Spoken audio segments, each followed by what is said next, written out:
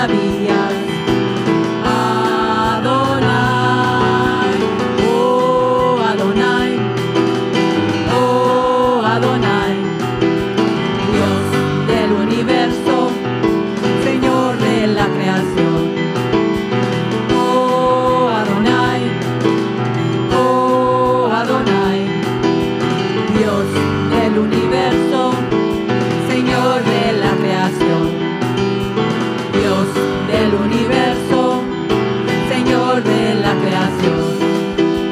Dios del universo, Señor de la creación. Y Él es el único que puede cambiar nuestro lamento, ¿verdad? En gozo, en baile, en danza, ¿verdad? Porque solamente Él es el Dios todopoderoso que está al tanto de todas nuestras necesidades. Este segundo canto, ¿verdad? Himnos, Tierra de la Palestina, es un canto tan hermoso. La palabra también, ¿verdad? Pero también la tonada, ¿verdad? Siempre pensamos que estamos allá en Palestina, allá por allá, ¿verdad? Y es un canto que habla, ¿verdad? Dice: y tú, Belén, de la tierra de Judá, no eres la más pequeña entre los príncipes de Judá. Entonces, tierra de Palestina, es un canto, pero muy, muy hermoso. Y ojalá que, hermanos, cuando lo canten con gozo, ¿verdad? Con fuerza. Amén.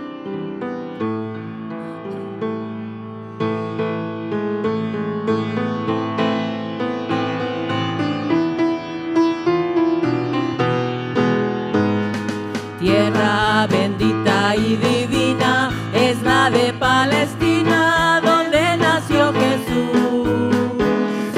Eres de las naciones cumbre, bañada por la lumbre que derramó su luz. Eres la historia inolvidable, porque en tu seno se derramó la sangre, preciosa sangre del unigénito Hijo de Dios. La sangre, preciosa sangre del unigénito Hijo de Dios. Cuenta la historia del pasado, que en tu seno sagrado vivió el Salvador. Y en tus hermosos olivares habló a los millares la palabra de amor. Eres la historia inolvidable, porque en tu seno se derramó la sangre, preciosa sangre del unigénito Hijo de Dios. La sangre, preciosa sangre del unigénito Hijo de Dios. Quedan en ti testigos mudos, que son los viejos muros de la Jerusalén. Viejas paredes ya destruidas, que si tuvieran vida nos hablarían bien. Eres la historia inolvidable, porque en tu seno se derramó la sangre, preciosa sangre del unigénito Hijo de Dios. La sangre, preciosa sangre del unigénito Hijo de Dios. La sangre, preciosa sangre del unigénito Hijo de Dios.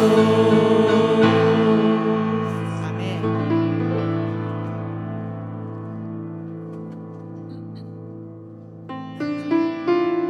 Dice la palabra de Dios en el Salmo 63: Dios, Dios mío eres tú, de madrugada te buscaré.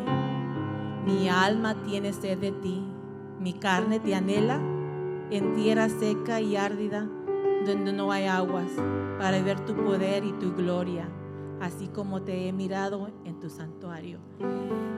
Cuando nosotros buscamos a Dios temprano, al despertar, nos da ese poder de poder seguir en ese día que nos ha permitido, ¿verdad?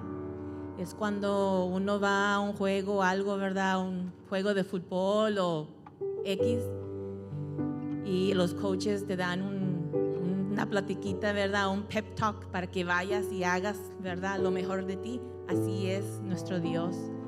En esa madrugada, en esa temprana del día, Él habla con nosotros y nos prepara para ese día que viene, para ese día que vamos a enfrentar.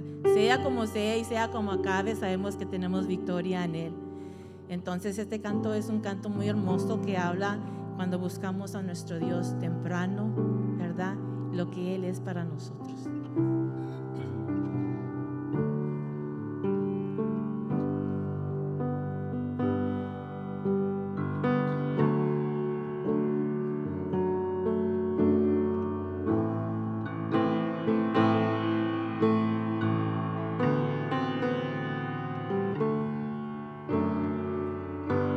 Temprano yo te buscaré,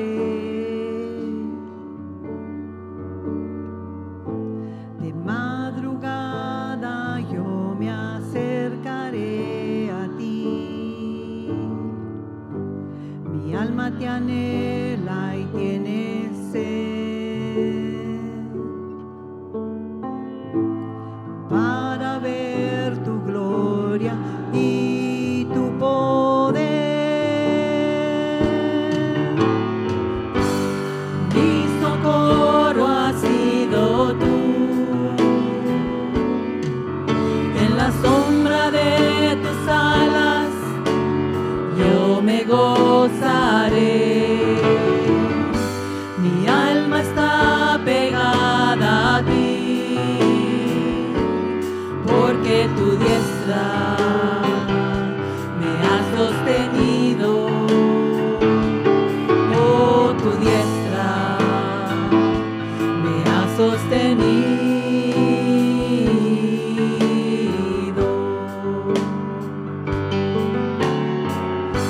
Temprano yo te buscaré, de madrugada yo me acercaré a ti. Mi alma te anhela y tiene sed para ver tu gloria y tu poder. Mi socorro has sido tú, y en la sombra de tus alas yo me gozaré. Mi alma está pegada a ti, porque tu diestra me ha sostenido. Oh, tu diestra me ha sostenido. Mi socorro has sido tú. En la sombra de tus alas yo me gozaré. Mi alma está pegada a ti, porque tu diestra me ha sostenido. Oh, tu diestra me ha sostenido. Oh, tu diestra me ha sostenido.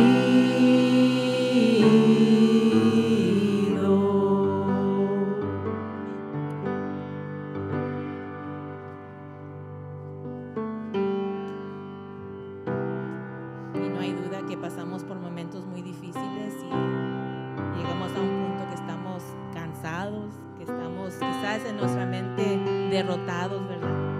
Pero cuando tenemos a Cristo Jesús, cuando tenemos a Dios, ¿verdad? Y tenemos esa constante comunión con Él, Él nos da la fuerza, ¿verdad? Y Él nos dice, ven a mí, trae todo a mí, que yo lo voy a tener todo bajo control. Y es lo que tenemos que hacer, mis hermanos, especialmente en estos días, ¿verdad? Que más y más vemos lo que está sucediendo. Entonces este canto es hermoso, sumérgeme.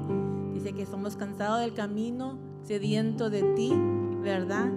Y Él dice que Él va a estar con nosotros, ¿verdad? Y Él nos va a sostener.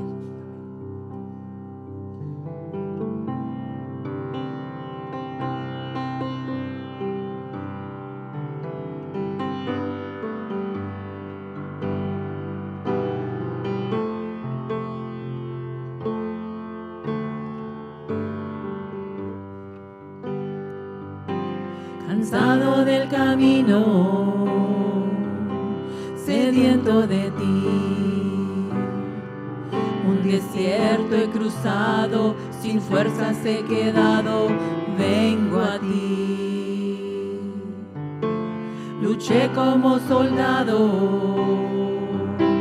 y a veces sufrí, y aunque la lucha he ganado, mi armadura he desgastado, vengo a ti.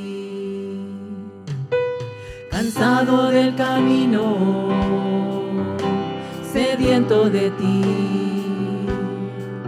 un desierto he cruzado, sin fuerzas he quedado, vengo a ti. Luché como soldado y a veces sufrí,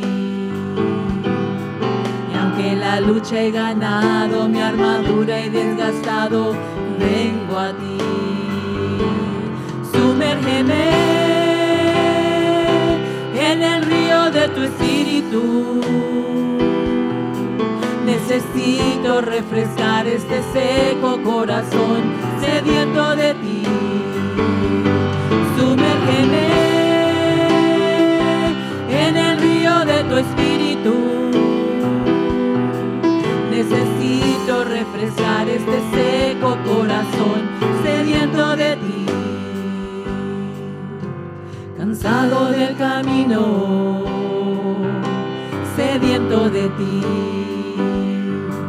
un desierto he cruzado, sin fuerzas he quedado, vengo a ti. Luché como soldado y a veces sufrí, aunque la lucha he ganado, mi armadura he desgastado, vengo a ti. Sumérgeme en el río de tu espíritu, necesito refrescar este seco corazón sediento de ti. Sumérgeme en el río de tu espíritu, necesito refrescar este seco corazón sediento de ti. Sumérgeme en el río de tu espíritu, necesito refrescar este seco corazón sediento de ti. Gracias, Señor, te damos en esta mañana, Padre Celestial, porque podemos venir ante ti, ante tu presencia, Señor, dándote honra y gloria, Padre, poniendo nuestras vidas en tus manos, Señor. Padre, estamos cansados y estamos derrotados, Señor, pero sabemos, Señor, que tú tienes el poder para levantarnos, Padre Santo, y seguir adelante, Señor, dando las buenas nuevas a todos aquellos, Señor, que no han escuchado de ti, de tu Hijo Cristo Jesús, Señor. Gracias por este gran privilegio que nos das de estar aquí alabando y glorificando tu santo nombre, Señor. A ti sea toda honra y toda gloria, Padre, en Cristo Jesús. Amén. Hermanos, se ha llegado el tiempo de recoger las ofrendas y los diezmos.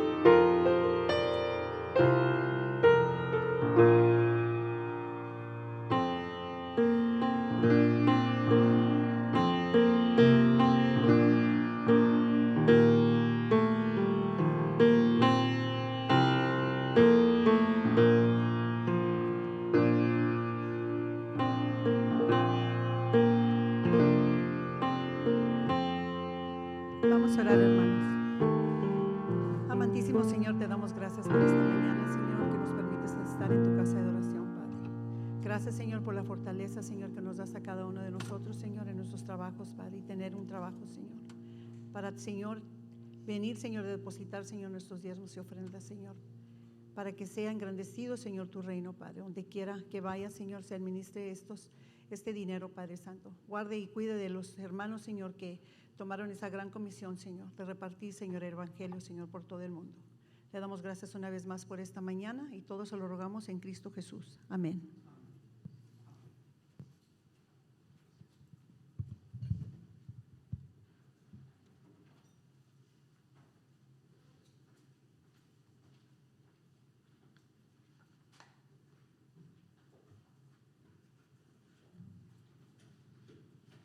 Gloria a Dios.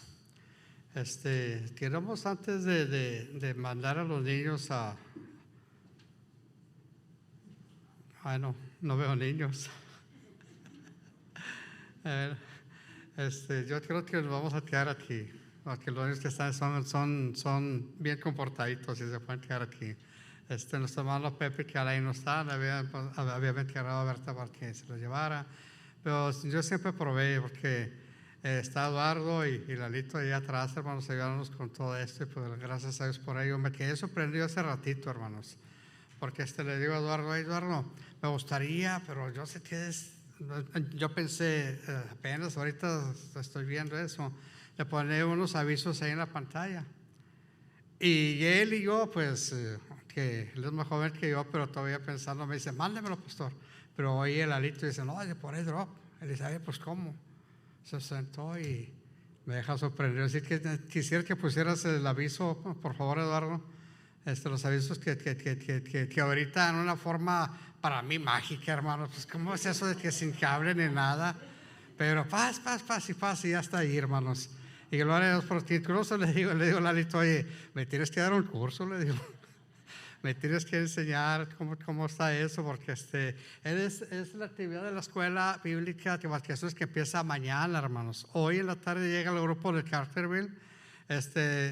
Ellos habían equivocado y habían enviado la información incorrecta, hermanos. Lo habían enviado pensando que era la iglesia primera, pero ya la teníamos, hermanos. Estaremos mañana, dice ahí dice de 9:30. De 9:30, pero en la tarde, pones el otro, por favor.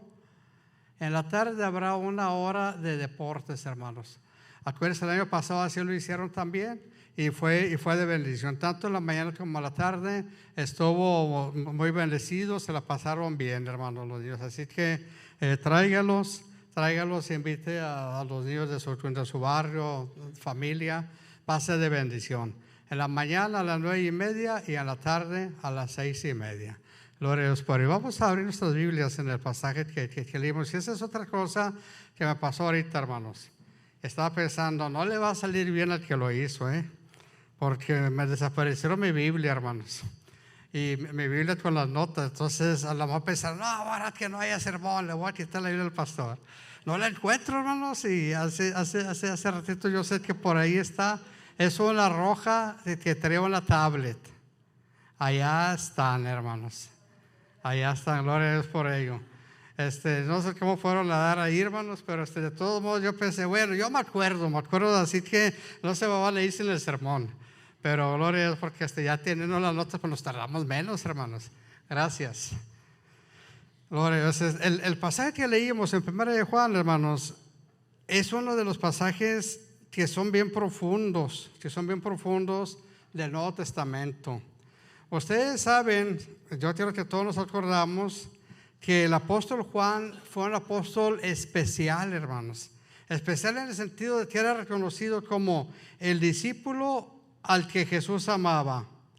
¿Cuántos de ustedes, hermanos, les gusta? Hay algunos que lo hacen por colección, otros lo hacen por adorno. Los cuadros de la Santa Cena o de la Última Cena. ¿Quién tiene un cuadro de esos en su casa? Ahora, no me vengan a salir con que son imágenes y que es idolatría, no, es arte, hermanos. Pero sabe que dentro del arte, a mí lo que me gusta con el buen cuadro de esos es analizarlo, porque hay diferentes versiones de ese cuadro, hermanos. Hay unas versiones en donde está uno de los discípulos que tiene la bolsa así enfrente de él y tiene las manos así como, no me lo van a agarrar. ¿Quién creen que es ese discípulo? Judas. Hay, en otra versión, hermanos, otra versión de esa pintura, hay un discípulo que tiene un cuchillo delante de él. Tiene parece machete, hermanos, una espada corta. ¿Quién creen que era ese? Pedro, porque pues estaba listo para defender a Jesús y también había celebrado lo que era la cena pascual. Hay otro, hermanos, en donde los discípulos están cada quien en lo suyo. Está así como cada quien está platicando de sus cosas, pero hay uno que está recostado así en el hombro del Señor Jesús. ¿Quién, según la tradición, era ese? Juan, porque dice la Biblia que recostaba, se recostaba en el pecho del Señor Jesús, en un sentido figurado, hermanos. Y hay otra versión también interesante. Yo le digo, porque cuando usted va a cuadro de esos, analícelo. Hay uno que está hablando y está poniendo un pedazo de pan dentro del plato del Señor Jesús. ¿Quién era ese? Judas también. Porque dijo Jesús, el que moja su pan en mi plato, ese es. Y aquí lo interesante es que nadie sabe cómo fue, hermanos, porque esa es otra cosa. Se ha hecho casi toda una religión alrededor del cuadro de Leonardo da Vinci de la Santa Cena, hermanos. Y dicen, no, es que ese que estaba en el lado de Jesús no era Juan, era María Magdalena. Una enseñanza totalmente antibíblica, hermanos. Una enseñanza totalmente fuera del contexto bíblico. Pero hay gente que dice, no, sí, es que yo lo vi en el cuadro que pintó Leonardo. Y yo les digo, pero espérate, fue el cuadro, no fue la fotografía. O sea, no hubo un fotógrafo que dijo, a ver, acomódense todos para la foto. No, eso es arte, es parte de la imaginación del autor, es parte de la imaginación del pintor. Es más, y es bien probable, hermanos, que no solamente estuvieran los dos apóstoles ahí con Jesús, es muy probable que estuvieran los demás discípulos también. Y no era así en el orden que estaban ahí en esos cuadros, hermanos. Es más, ni siquiera se usaban esas mesas o ese tipo de sillas. Era totalmente diferente, hermanos. Pero el asunto está de que sí sabemos nosotros en la Biblia nos lo dice, que había una relación muy especial entre Jesús y el apóstol Juan.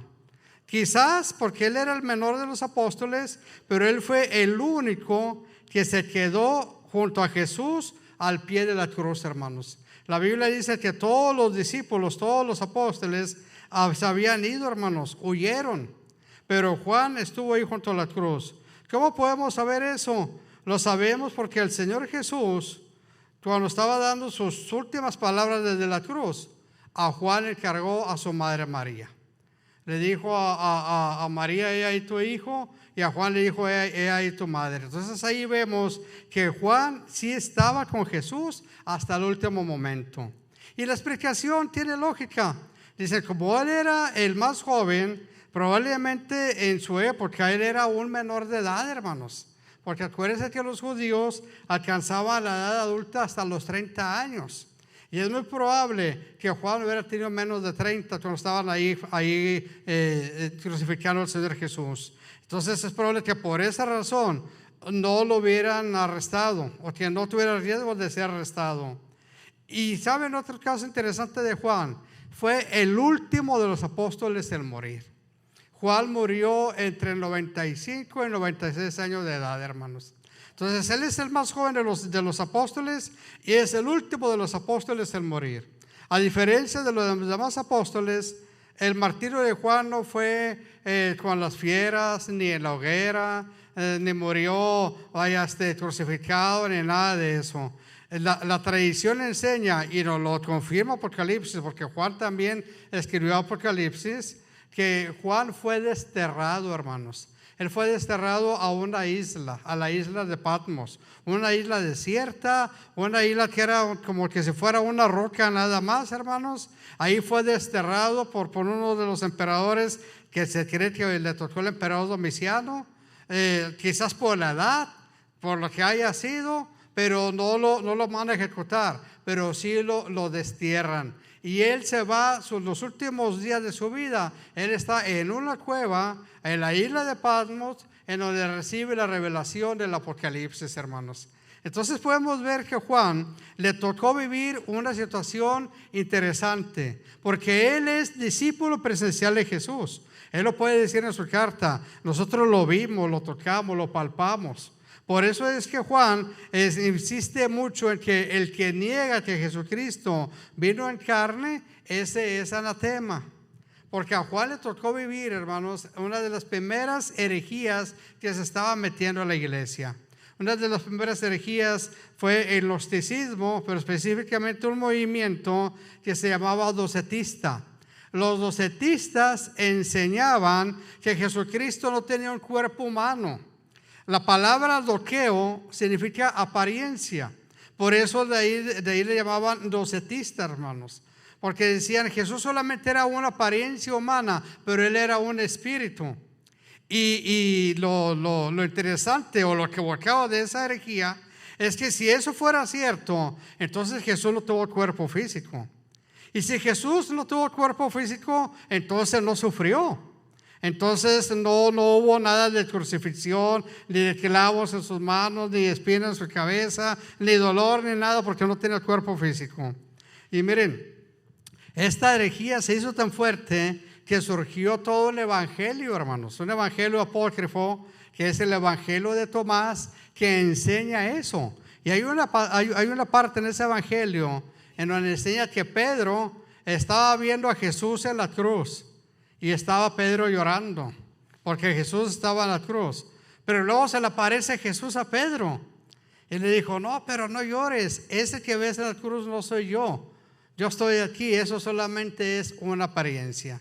Pero eso contradice la Biblia, porque la Biblia dice que Jesucristo verdaderamente sufrió por nuestros pecados. Él supo lo que era el dolor de la crucifixión, porque había un cuerpo físico. Si esa herejía se sostenía, se negaba la encarnación de Dios en Cristo, de que Dios envió a su Hijo, lo envía al vientre de la Virgen María para que ahí se conciba, hermanos. Pero se concibe con un cuerpo humano, con un cuerpo físico. Claro, ese es un misterio porque Él es verdadero Dios, pero fue verdadero hombre también. Un ser humano como usted, como yo, que si le pisaban un callo le dolía, hermanos. Que si estaba triste se angustiaba, si estaba contento se gozaba. Un ser humano que fue tentado en todo, dice la Biblia. Y el apóstol Juan vivió todo eso porque él fue un seguidor cercano al Señor Jesús, hermanos. Tan cercano que estuvo con el Señor Jesús en muchas experiencias que los demás apóstoles no estuvieron. Estuvo con él en la transfiguración. Estuvo con él en la oración en el huerto de Getsemaní, hermanos. Jesús tomó a Pedro, a Jacobo y a Juan y los llevó para que oraran con él. Y como les decía, estuvo con él al pie de la cruz, hermanos. Fue el único de los apóstoles que estuvo con él al pie de la cruz. Entonces aquí usamos una lógica que tiene sentido. Si el apóstol Juan fue el primero, no el primero, fue el más joven de los apóstoles, era lógico pensar que iba a ser el último en morir si fuera por una muerte natural, como fue el caso de él, hermanos. Entonces al apóstol Juan le toca vivir alrededor de 70 años, más o menos, calculan algunos, entre 70 y 75 años de la historia de la iglesia. Entonces, una persona en 75 años de vida consciente, históricamente hablando, vamos a usar una lógica. Si él seguía a Jesús a los 20 años y se muere a los 96, entonces pensamos que vivió 76 años como un discípulo de Cristo, como un discípulo de Jesús. Y él vio el desarrollo de la iglesia. Y él vio cómo se metían esas primeras herejías. Y él vio cómo había iglesias que se empezaban a dividir. Iglesias que empezaban a confundirse. Él vio no solamente eso, hermanos, vio que hubo cristianos que empezaron a dudar de la venida de Cristo. Porque, hermanos, en 76 años se conoce mucha gente, muchas personas. Y más si eres un apóstol, como lo fue el apóstol Juan. O sea, una figura de autoridad en la iglesia, un líder espiritual. Y miren, aquí hay también algo interesante. Siempre se ha creído que el apóstol Juan escribió 5 libros en el Nuevo Testamento: el Evangelio de Juan, las 3 epístolas, primera, segunda y tercera de Juan, y el Apocalipsis. Pero en el caso de la primera epístola, hermanos, no tiene figura de carta, no tiene una forma como una epístola. Más bien parecería que es un sermón. Más bien parecería como que es un documento que tiene el propósito de hacer que los cristianos que lo lean recuerden quién es Jesucristo, que recuerden en quién han creído y sobre todo que recuerden, hermanos, esa fe que han encontrado en el Señor Jesús. En la segunda y tercera carta de Juan se le llama a sí mismo el anciano, y es lógico por lo que le estoy diciendo, que ya era un hombre grande de edad, pero él escribe en un tiempo en el que tiene que alimentar a iglesias, muchas iglesias que ya habían en ese entonces, ya había ministrado Pedro, ya había ministrado Pablo, ya se habían multiplicado las iglesias. Vaya, seguramente ya circulaban las epístolas de ellos, las epístolas de Pedro y de Pablo. Pero ahora Juan tiene que corregir un detalle, corregir lo que es el mensaje original de Cristo. Y ese mensaje original es lo que leímos, hermanos. Porque si usted se fija en el pasaje que leímos, el apóstol Juan les dice: este es el mensaje que habéis oído desde el principio, en el versículo 11. El mensaje que habéis oído desde el principio, ¿cuál es? Que nos amemos unos a otros. Alguno podría decir: pues por eso, ¿qué tiene de nuevo? ¿Qué tiene de novedad? Y es que Juan no está predicando otro evangelio, hermanos. Juan no tiene el propósito de decirles: pues miren, yo soy el último de los apóstoles, yo sé lo que sucedió, yo les voy a decir lo que deben de predicar. No, lo que Juan está diciendo: tienen que mantenerse creyendo en el mensaje original que hemos recibido del Señor Jesucristo. No importa cuántos años pasen.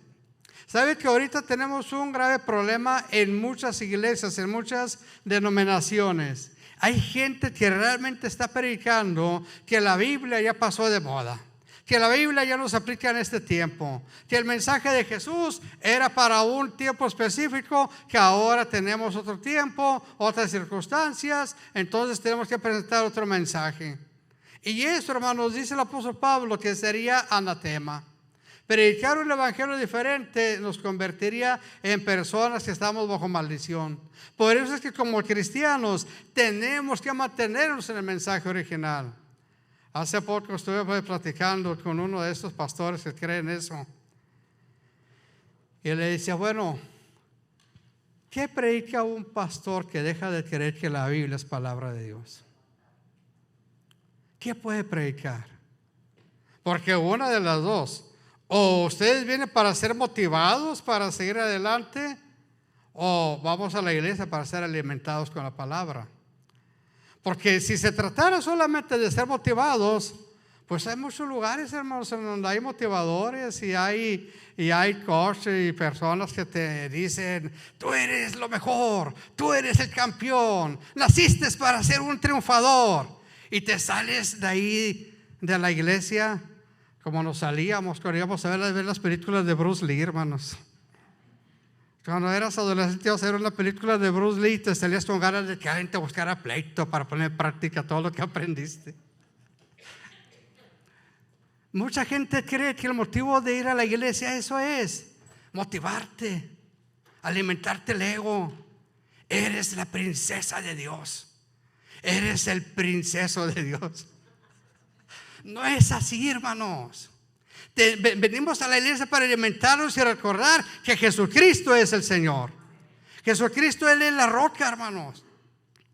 Nosotros no somos el centro del universo. El centro del universo es Dios.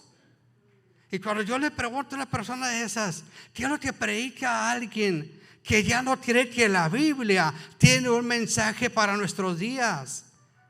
Y me decía eso: no, pues la estamos viendo a la gente que ellos son importantes. Le hacemos ver a la gente que ellos son dueños de su destino, de que ellos son los que forman su futuro. Le dice, pues eso lo hace cualquier motivador. Pero este no es el mensaje de la palabra. Este no es el mensaje del evangelio. El apóstol Juan le está diciendo a una generación, como les digo, que ya había vivido varios años, hermanos. Era quizás la tercera generación de cristianos, la que Juan le estaba alimentando y le está enseñando. Le dice, ¿saben una cosa? Este es el mensaje que habéis oído desde el principio, que nos sabemos unos a otros. Es el mensaje de Jesús. Pero para que eso sea posible, tenemos que nacer de nuevo. Para que eso sea posible, tenemos que reconocer a Jesús como nuestro Señor y Salvador. Para que esto sea posible, tenemos que entregarle nuestra vida a Cristo, hermanos, y vivir como discípulos del Señor Jesús. El apóstol Juan después lo dice en una forma diferente, en el versículo 14. Dice, nosotros sabemos que hemos pasado de muerte a vida, el que amamos a los hermanos. El que no ama a su hermano permanece en muerte. Se fija, vuelve a girar alrededor del amor, hermanos. Pero volvemos a enfatizar, la única manera para que una persona pueda amar a Dios en primer lugar y que pueda amar a su prójimo como a sí mismo es a través de Jesucristo. Sabemos que hemos pasado de muerte a vida, es decir, ya no estamos muertos en nuestros delitos y pecados. Tenemos una vida nueva y en esa vida nueva Jesucristo es el centro. En esa vida nueva no somos nosotros, hermanos, los que estamos en el centro. Es el Señor, su mensaje. Y su mensaje es: ama a Dios por sobre todas las cosas y ama a tu prójimo y ámate a ti mismo. Jesucristo lo centró todo en la ley del amor. Y ¿saben qué, hermanos? Tiene su sentido. Porque si usted piensa en cualquiera de los mandamientos del Señor Jesús, si usted piensa en cualquiera de sus ordenanzas, todas tienen que ver con amar a Dios, amar al prójimo o amarnos a nosotros mismos. Si pensamos, por ejemplo, el no tener dioses ajenos, pues tenemos que pensar que si amamos a Dios no vamos a hacer eso. Si pensamos en el no robarás, no matarás, todo eso, pues tiene que ver con el amor al prójimo. Si amamos al prójimo, no vamos a hacer nada que dañe al prójimo. Y en cuanto a la santidad de vida, si nos amamos a nosotros mismos, no vamos a hacer nada que nos dañe a nosotros mismos. Esa es la ley del amor, hermanos. Jesús lo resumió cuando le preguntaron cuál es el mayor, más grande de los mandamientos. Y Jesús dijo, pues es el amar a Dios por sobre todas las cosas, con toda tu alma, con toda tu mente, con todas tus fuerzas, y a tu prójimo como a ti mismo. Entonces, si nosotros entendemos el mensaje que Juan, al final de su vida, como les digo, al final de casi el primer siglo del cristianismo, les está dando, es el mensaje original, el mensaje que habéis oído desde el principio. Y luego después nos pone un ejemplo bien claro en cuanto a cómo debemos de amarnos los unos a los otros. No de palabras, hermanos, sino con hechos. Dice en el 17, el que tiene bienes de este mundo y ve a su hermano tener necesidad y cierra contra él su corazón, ¿cómo mora el amor de Dios en él? Hijitos míos, no vemos de palabra ni de lengua, sino de hecho y en verdad. Es decir, es el poner en práctica la palabra del Señor. Entonces, recapitulando, si yo quiero mantenerme en el mensaje original que habéis oído desde el principio, dice Juan, pues tenemos que amarnos los unos a los otros. Tenemos que poner en práctica ese amor y tiene que ser un amor de hecho y en verdad. Y hay algo más, hermanos. El origen de todo esto es el Señor Jesús. Si nosotros pudiéramos poner en un diagrama la primera carta de Juan, nos daríamos cuenta que Juan tiene dos grandes temas en esta carta, hermanos. Y estos dos grandes temas es Dios es luz, pero luego después dice desde el capítulo 3 en adelante, Dios es amor. Así de simple, hermanos. Ese es el mensaje original del cristianismo. Dios es luz. Jesucristo es la luz verdadera que alumbra a este mundo. Y Dios es amor. Pero es un amor, hermanos, que no nos deja como nos encuentra, sino que nos transforma. Porque ese también es otro problema que vivimos hoy en día, que creen, o hay gente que cree que amar al prójimo es no hacerlo sentir que es pecador. Si tú amas a tu prójimo, pues no, pues tú no le digas que está mal porque lo amas. Pero precisamente por amor al prójimo le tienes que decir, oye, andas mal, tienes que enderezar tu vida, tienes que entregarte a Cristo. El amor corrige, hermanos. El amor es correctivo. El amor, hermanos, no es, aunque la palabra es correcta, el tolerarnos los unos a los otros, pero no es hacernos de la vista gorda. Y dicen, no, pues esta persona anda mal, se va al infierno, pero si le digo, se va a sentir mal, mejor no le digo nada. Si lo amara, se lo dices. Si lo amara, le dices, ¿sabes qué? Tienes que arrepentirte. Tienes que pedirle perdón al Señor por lo que estás haciendo. Y aunque te incomodes, aunque te sientas mal, te lo digo porque te amo. Ese es el amor, porque nosotros sabemos que el amor de Dios es incondicional. Y Él te ama tal y como eres. Te ama con tus fallas, te ama con tus defectos, te ama con tu pecado. Pero una vez que te encuentra, no te deja como te encuentra. Él te transforma. Él te transforma tu vida. Y esto es con todos nosotros. No hay ningún pecado, hermanos, por más grande o más chico, o por más negro o por más blanco, como lo queramos ver. No hay ningún pecado, aunque fuera de colores, hermanos, que pueda ahuyentarnos del amor de Dios. No hay nadie que tiene por qué sentirse rechazado por el amor de Dios. Pero una vez que vienes al Señor Jesús, el Señor empieza una transformación preciosa en tus vidas, en nuestras vidas. El enemigo nos quiere hacer creer que hemos hecho cosas tan malas que no merecemos el amor de Dios. En algo tiene razón, no merecemos el amor de Dios, pero Dios nos lo da por su gracia, no porque lo merezcamos o no lo merezcamos. Porque si nosotros amamos solo, entre comillas, al que lo merece, entonces ya es un amor condicionado. Pero el amor de Dios es incondicionado, hermanos. Nos ama tal y como somos. Y eso lo dice también Juan aquí. Dice el apóstol Juan, dice, en esto conocemos o en eso se ha manifestado el amor de Dios, en que Él dio su vida por nosotros. El versículo 16 dice, en esto hemos conocido el amor, en que Él puso su vida por nosotros. Jesús entregó su vida por amor a nosotros. Y no se esperó a que nosotros lo amáramos, porque dice también la palabra que si nosotros amamos a Dios, es porque Él nos amó primero. Así que el mensaje original tiene que ver con el amor. El amor de Dios manifestado al enviar a su Hijo Jesús a morir por nosotros. Pero también tiene que ver en el amor de Dios manifestado en el amor que nos debemos de tener los unos a los otros. Una de las cosas que más dañan a una iglesia es cuando sentimos que tenemos grupos, hermanos, cuando nos dividimos entre nosotros mismos. Y aquí nos está pasando algo que tenemos que corregir, hermanos. Yo he escuchado a algunos de ustedes hablar de las nuevas o los nuevos. No, hermanos, somos familia, hermanos. Somos familia, no importa cuántos años tengamos en la iglesia, somos familia. Somos hermanos en Cristo. Entonces tenemos que sentir esto, hermanos, de que a lo mejor tenemos un trasfondo social diferente, tenemos un trasfondo familiar diferente, tenemos un trasfondo cultural diferente, pero en Cristo somos una familia, hermanos. Y tenemos que aprender a amarnos y respetarnos los unos a los otros como lo que somos, como hijos e hijas de Dios, hermanos. Como hijos e hijas de Dios que hemos sido lavados por su sangre preciosa. Y este es el mensaje original, hermanos, en lo que hemos sido desde el principio, que nos amemos unos a otros, que estemos dispuestos a practicar el amor en forma concreta, que entendamos que si amamos al Señor es porque nos amó primero.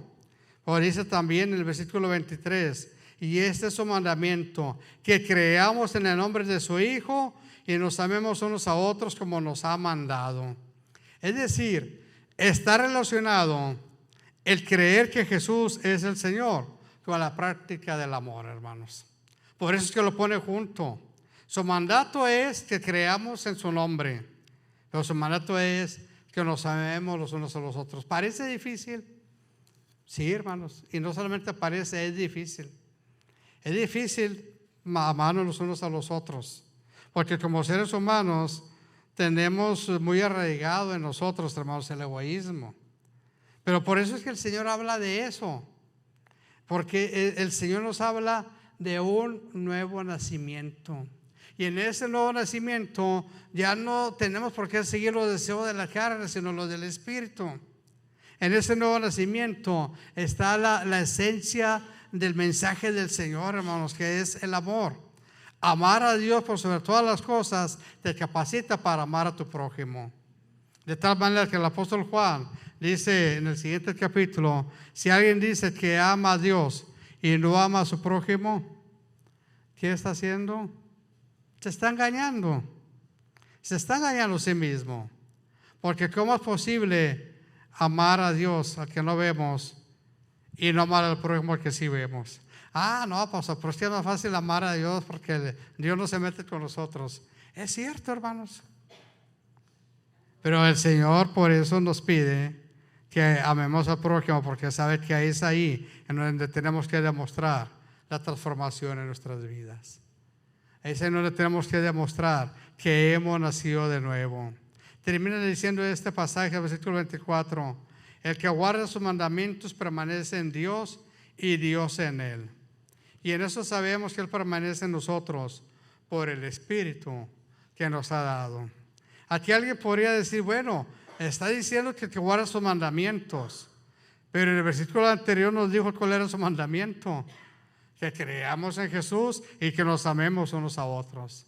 Y esto es una referencia también a lo que el mismo apóstol Juan escribió en el Evangelio, cuando dijo Jesús: este es mi mandamiento, que os améis unos a otros. Fíjense qué interesante, hermanos. No nos está hablando de algo que podría parecer como muy extraordinario, como por ejemplo que alguien dijera: el mandamiento del Señor, no sé, me voy a ir a un extremo, que ayunes 7 días cada mes, 7 días seguidos cada mes. Oh, Señor, eso es mucho, Señor. O que el mandamiento del Señor es que agarres todos tus bienes y se los entregues a los pobres.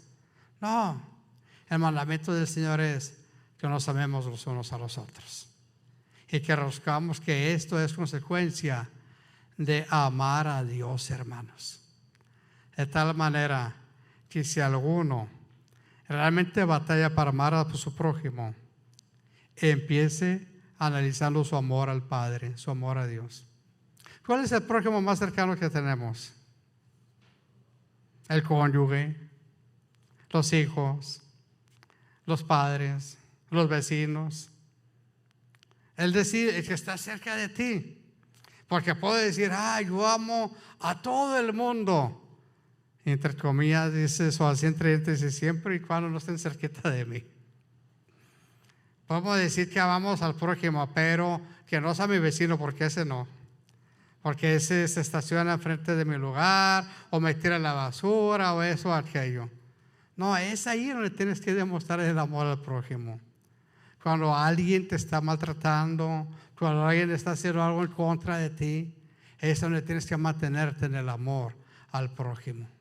Pero eso solo será posible si amamos a Dios por sobre todas las cosas. Amar a los que nos aman es fácil. Amar al que te trata bien es fácil. Y Jesús se fue todavía más al extremo cuando Jesús nos habló del amor a los enemigos. O si tu enemigo te maltrata, pues tú bendícelo. Es difícil, pero es parte de la naturaleza nueva que adquirimos cuando venimos a los pies de Cristo. Yo quiero invitarles a que pensemos en esto, hermanos. Como iglesia tenemos que renovar nuestro amor unos con los otros. Como iglesia tenemos que renovar este compromiso que adquirimos de ser familia espiritual, de ser parte de la familia de Dios aquí en la tierra. Pero que no solamente sean palabras, dice el apóstol Juan, que no sea de lengua, sino que sea de hecho. Dice Juan, amemos del corazón. Cuando dice que no sea de lengua, lo que está diciendo es que no sea solamente de palabras, sino con hechos. Así que yo le voy a invitar a que piensen esto. ¿A quién de su familia espiritual necesita demostrarle su amor? Y la mejor manera de demostrárselo, pues es con un buen saludo, con una sonrisa, pero también si sabe de alguien que está en alguna situación X, tome la iniciativa. Si está en su poder hacerlo, tome la iniciativa y sale de bendición. Manifestemos nuestro amor en hechos visibles, en hechos concretos. Este es el mensaje que dice el apóstol Juan, oímos desde el principio. Y ese es el mensaje que Él nos quiere recordar, que lo mantengamos como un mensaje original. Nunca va a pasar de moda el mensaje de Jesús, hermanos. ¿Rechaza usted cualquier idea de los que le dicen que la Biblia ya es un libro anticuado? No, porque Jesucristo dijo, el cielo y la tierra pasarán, pero mis palabras no pasarán. Ahora lo que tenemos que hacer es pedirle sabiduría para poner en práctica en el tiempo que nos toca vivir. Tiempos difíciles, tiempos de inseguridad, de desconfianza, pero Jesús sigue siendo el Señor, hermanos. Jesús sigue siendo el que está en control de todas las cosas y podemos vivir confiados de eso cada día. Amén. Le invito a que oremos y que piense en este momento en alguien con el que a lo mejor tiene que hacer las paces. Piense en alguien con el que a lo mejor tiene que manifestarle el amor que Dios ha puesto en su corazón y pídele al Señor sabiduría y valor para hacerlo. Ahora, no se trata de que sea solamente que lo amen usted, no, sino que nosotros tomemos la iniciativa de amar, de buscar al Señor y de seguir sirviéndolo. A lo mejor hay heridas ahí todavía que no se han sanado porque usted no ha tomado la iniciativa. No se espere que los demás la tomen. Tómelo usted y verá cómo va a encontrar sanidad emocional y espiritual. Padre, en el nombre de Jesús te doy gracias, porque sé que tu palabra no volverá a ti vacía. Gracias porque en una forma muy sencilla el apóstol Juan nos recuerda que el mensaje que se escuchó desde el principio de parte del Señor Jesús fue el amor. El amarte a ti por sobre todas las cosas, dijo Jesús, y el amar al prójimo como nos debemos de amar nosotros mismos. Yo te ruego que tu Espíritu Santo nos ministre y que permitas que en esta hora en la que estamos a punto de salir de este lugar, vayamos con la seguridad de que si ponemos en práctica tus enseñanzas, vamos a gozar de tu bendición. Si ponemos en práctica lo que la palabra nos enseña, no importa lo que el mundo diga, no importa lo que muchos digan que ya pasó de moda, que podamos recordar que tu palabra nunca pasará de moda, que nunca va a dejar de ser una necesidad y una bendición, y que siempre encontraremos bendición y vida eterna en seguir sus enseñanzas. Te ruego que tú nos despidas en paz y que permitas que saliendo de este lugar vayamos con la seguridad de que el amor del Padre, la comunión del Hijo y la unción del Espíritu Santo van con cada uno de nosotros. Y si hubiera alguien, solamente una persona que estuviera aquí o de los que están escuchando por internet, que necesita hacer las paces con su prójimo, permite que confiado en ti lo pueda hacer, sabiendo que tú estás guiándolo a hacerlo. En el nombre de Jesús y con de gracias. Amén. Amén. Dios le bendiga. Saluda a su hermano, salúdele con gozo, con amor y dígale que le fue de bendición verlo en esta mañana. Estamos despedidos. Se recuerde, mañana empieza la escuela bíblica de vacaciones, hermanos. Acabamos de tener ahí los avisos y a ver, ese último aviso que estaba ahí, por favor, Eduardo, del que decía sesión de negocios.